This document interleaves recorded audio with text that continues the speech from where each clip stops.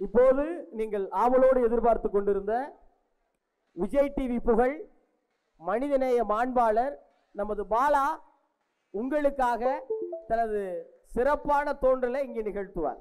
சிரிப்பு மனதையும் உடலையும் புத்துணர்வுடன் வைத்திருக்கும் ஓர் அரும் மருந்து.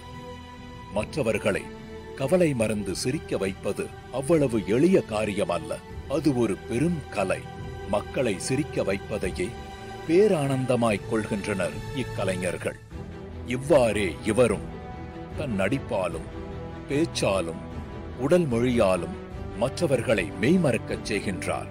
வேலை பழுவாலும் குடும்ப சூழ்நிலைகளாலும் விரக்தியில் இருக்கும் எண்ணற்ற மக்களை தன் நடிப்பாலும் தனக்கே உண்டான கவுண்டர் டயலாக்குகள் மூலமாகவும் மகிழ்ச்சியில் திளைக்க வைக்கும் நடிகர் திரு பாலா அவர்களை வாழ்த்தி வரவேற்பதில் பெருமை கொள்கிறது. விஜய் டிவி புகழ் நமது பாலா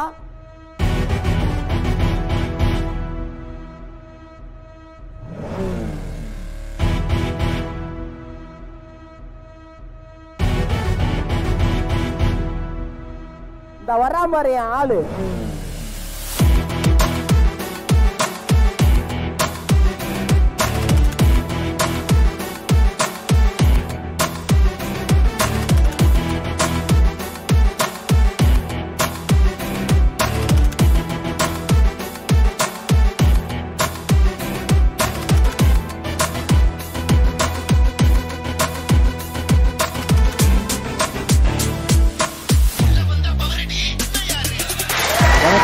வணக்கம்.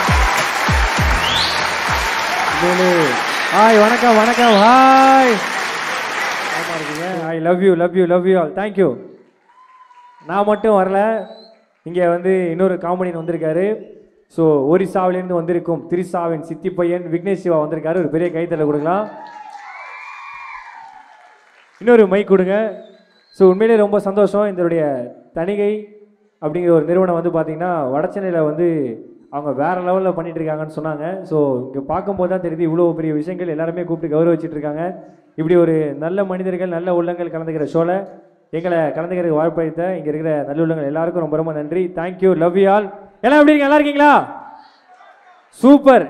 எங்களை எத்தனை பேர் கலக்க போது சீசன் 7 பார்த்துருக்கீங்க? சூப்பர். தேங்க்யூ. சீசன் 7 நாங்கள் பண்ணவே இல்லை, இவ்வளோ பேர் பார்த்துருக்கீங்க. ரொம்ப சந்தோஷம். அதான் கொஞ்சம் பிரியாணி அப்படி தான் இருக்கும். ஸோ ஓகே உங்கள் தப்பு இல்லை, பிரியாணி தப்பு தான். ஸோ நீ பண்ண பெரிய விஜய் யேசுதாஸ் ஒரு செக் பண்ணிட்டு தான் இறங்க வரிசைங்க வாங்க. அதாவது எல்லாரும் ஹாப்பியாக இருக்கீங்களா? ஆனால் இவர் மட்டும் கொஞ்சம் கஷ்டத்தில் இருக்காரு. அதெல்லாம் இல்லை சொல்லிடுறேன். இருங்க இருங்க ஒரு அதாவது சொல்லிடுறேன்.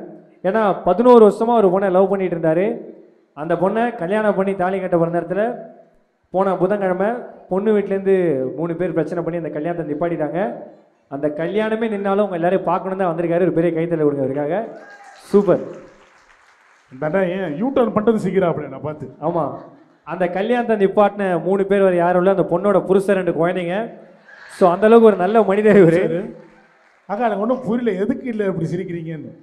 அக்கா என்னை பற்றி நான் ஒரு விஷயம் சொல்கிறேன். அக்கா உட்காருங்க.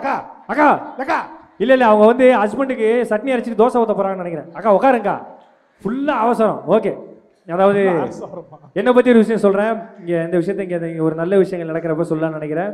எனக்கு அடுத்த வாரம் லவ் மேரேஜ். ஸோ இந்த இடத்துல நான் சொல்கிறது ரொம்ப சந்தோஷப்படுறேன். தேங்க்யூ. இல்லை புரியல, கொஞ்சம் தெளிவாக சொல்லுப்பா. நான் அந்த பொண்ணை லவ் பண்ணேன், அந்த பொண்ணுக்கு வேற ஒருத்தன் கூட மேரேஜ். அதான் ஸ்டார்ட்டாக லவ் மேரேஜ்னு சொன்னேன்.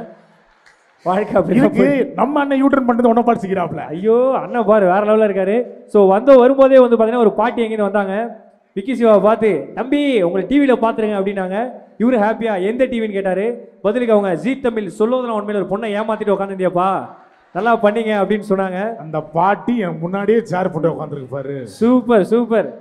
அதுக்கப்புறம் சொல்லிட்டேன். சரி இருந்தாலும் சொல்லிடலாம். எத்தனை பேர் இவரை ஜீ தமிழில் பார்த்துருக்கீங்க? சூப்பர். ஜீ தமிழ் ஒரு பண்ணவே இல்லை, இருந்தாலும் அண்ணன் பார்த்துருக்காப்ல. இன்னும் அந்த இதில் தான் இருக்காங்க. ஸோ நம்ம எங்கே போனாலும் கேட்குறேன், கேட்டலாமா? எல்லா இடத்துலையும் கேட்கக்கூடிய அதாவது நம்மளுடைய தணிகை நிறுவனத்தை பற்றி கேள்விப்பட்டிருக்கீங்களாங்க? நான் கேள்விப்பட்டிருக்கேன்ப்பா. எல்லா ஸ்டேட்லையும் சிறப்பான இடம் கிடைக்கும். ஆனால் ரொம்ப சிறப்பான இடம் கிடைக்கிற ஒரே ஸ்டேட்டு நம்மளுடைய தணிகை எஸ்டேட் தான். ஸோ எல்லாருமே வந்து அங்கே வந்து சிறப்பான விஷயங்களை கை தட்ட போறீங்க, எனக்கு புரியல. நிச்சயமா. ஏன்னா எல்லாம் கல்யாணம் ஆயிடுச்சா? அக்கா அண்ணன் கல்யாணம் அக்கா உங்க ஆயிடுச்சா? என்ன இவ்வளோ பொறுமையாக கை தூக்குறீங்க? பொறுமையாக தாலி கட்டினாரா அண்ணன்? சூப்பர். பட் இருந்தாலும் வந்து ஏன்னா அண்ணா கல்யாணம் ஆயிடுச்சா உங்களுக்கு? சூப்பர். எத்தனை வாட்டினே? எத்தனை வாட்டியா? ஏன்னா உண்மையிலேயே ஏன்னா ஒரே வாட்டியா? ஏன் தெரியல, ஏன்னா வந்து எனக்கு தெரிஞ்சு இது வந்து ஒரு எஸ்டேட் ஃபங்க்ஷனுக்கு வந்த மாதிரி இல்லை, செங்கல்பட்டு பக்கத்தில் ஒரு காது குத்து ஃபங்க்ஷனுக்கு வந்த மாதிரி தான் இருக்குது. தாம்போல தட்டும் பழமும் இருந்தால் இவரை மடியில் உட்கார வச்சு காதையை குத்திட்டு போயிடலாம் போல. ஸோ அந்த அளவுக்கு என்ன காது குத்துறன்னு புரியல எனக்கு. ஏன்னா அந்த மாதிரி ஒரு அற்புதமான இடம் தான் அது. ஸோ எங்கே போனாலும் கேட்குறத கேட்டுலாமா? கேட்டுடலாம்ப்பா. இங்கே தளபதி விஜய் சார் ஃபேன்ஸ் எவ்வளோ பேர் இருக்கீங்க? சூப்பர். பாருங்க அந்த ஐசிஎஃப் அரங்கமே அதில் போகுது. ஐசிஎஃப் அரங்கமா? ஆமாப்பா. ஓகே. ஸ்கூல் பக்கத்துல தானே இருக்குது. சூப்பர். உங்கள் ஸ்கூல் சீர்திருத்த பள்ளி தானே? சரி, ஓகே. அல்டிமேட் ஸ்டார் தல ஃபேன்ஸ் எத்தனை பேர் இருக்கீங்க?